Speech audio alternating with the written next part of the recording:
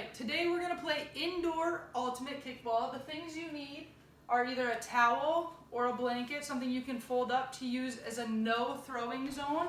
You're going to put it on the floor, kind of in the middle of the room, and that's a no throwing zone. So the fielder cannot throw from inside that zone. You need one piece of paper crumpled up into a ball, and that'll be your kickball.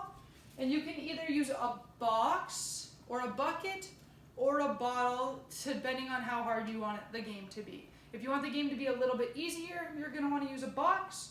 If you want it a little bit harder, you're going to want to use a bottle. We're going to show you how to play using a bottle. The bottle's going to go in the middle of the towel, and that's like the pin. So the outfielder is going to want to knock down the pin, and that's how the round ends. How you score points is you're going to go from side to side. So I'm going to go from this table, and I'm going to go all the way over to this edge over here where the floor is, where the room ends. If you have a smaller space, that's okay. You're just going to have more points. If you have a bigger space, that's okay. You're just going to have less points.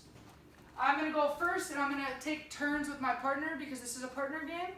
I'm going to take the ball, drop it, I'm going to kick it, and then I'm going to start running back and forth to try and get as many as I can. Well, my opponent, or the other person who's playing with me, is going to try and find the ball, and they're going to try and throw it and knock the pin down, but they have to stay outside of the throwing zone. So however big your no-throw zone is how far away from the box or the bottle you need to be. And it'll look something like this. 1, 2, 3. So I got 3 points before the bottle got knocked down. And we'll show you one more time what it looks like when the fielder just is going to knock down the bottle. And we'll show you when we take turns. So we put the bottle back up. I have 3. We're going to switch. And then Houston's going to give it a try. Houston gets ready. He gives it a kick.